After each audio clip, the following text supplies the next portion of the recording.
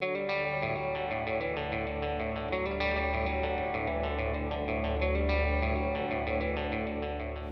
we've really been looking at trying to understand how we move forward in transport. There's a lot of focus on electrification, and with the latest government policy around net zero for 2050, we've really got to be moving further, faster on all fronts. With the net zero target that we've adopted in the UK, we have to speed up.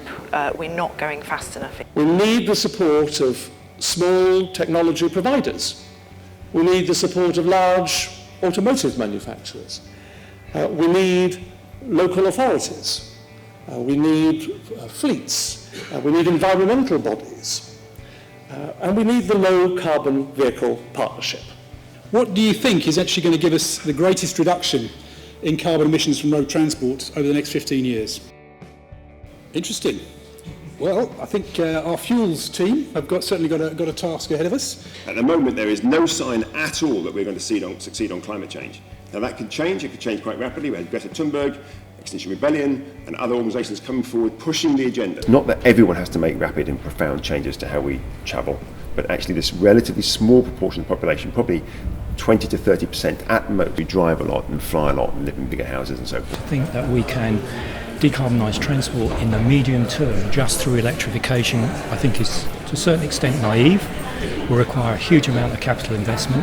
How do we ensure that we retain a UK automotive sector that is both competitive, profitable and also has a resilient supply chain to support the development of these low carbon fuels? Low carbon fuels are not a distraction when it comes to decarbonising transport. We need to develop electrification for passenger cars, but biofuels can complement that. We have millions of tonnes of MSW in tyres here in the UK, which we should be looking at and repurposing before we start looking at tropical oil solutions. What we need to see in Europe is some consistent policy, some consistent treatment of consumers and some consistent information to give people the confidence to move forward. Right now, the electric vehicle market is supply limited, not demand limited. Every company that makes an electric car has a waiting list. We need to start spending money on hydrogen now. We reduced sulphur dioxide emissions by 97% since 1970. We didn't change the vehicle.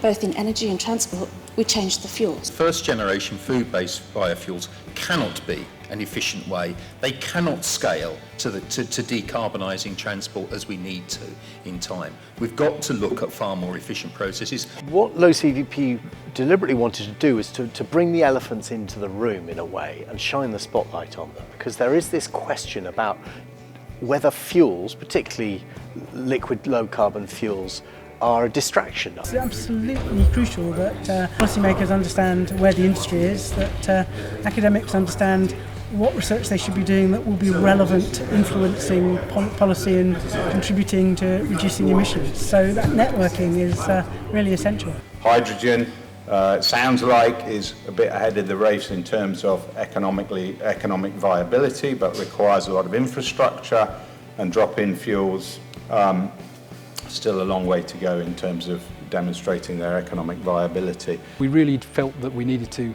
develop those thoughts around the transport system, both the policies, both the way people choose to transport themselves, the technology that we use, the type of vehicles and the way they're powered, and of course the energy that goes into those vehicles. And it's really by looking at all of those aspects that it appears is the only way we're going to find a way to decarbonise this.